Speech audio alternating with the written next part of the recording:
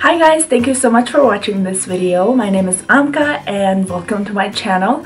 Today I created a video on how to blend your eyeshadows like a pro.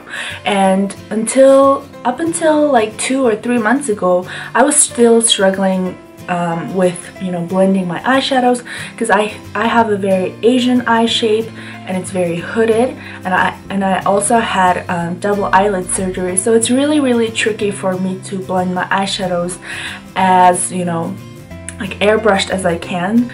So I have some tips and tricks that I use on myself and get this blended eyeshadow look. Today I created this look using all the steps that I'm about to teach you, and I did this like a purple mauve, super nice and blended.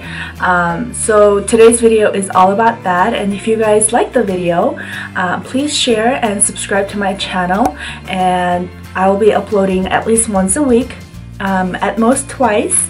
So I hope you guys like it, and I'll see you in my next one. Bye! So when you want your eyeshadows to blend, you need to have very clean and smooth canvas. So if you have little stubby hair here and there, just tweeze those away.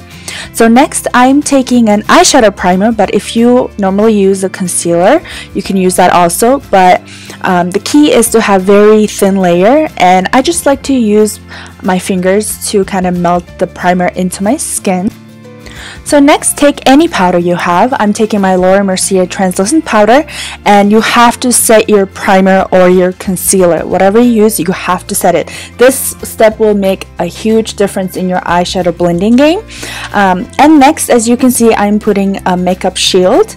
This is an optional step for you guys, but I learned that when I'm trying to do like super blended eye looks, this prop will help me be clean and don't worry about messing up my under eye. So next step is taking a transition shade, and when you're working with eyeshadows, it's always best to have very light hand. If you have a heavy hand, it's really hard to blend and your eyeshadows can be streaky. And working in layers is the best way to go. As you can see in my tutorial, I'm taking a light pink color and then the medium color, and then I have a darker purple you'll see later in this video, and I'm trying to create all three of them to get that blended look. So if you take just one color and try to blend it, it wouldn't look as blended as it can be. So work with different colors and work in layers. And by the way, I'm using the CARLI BYBEL Deluxe Edition palette.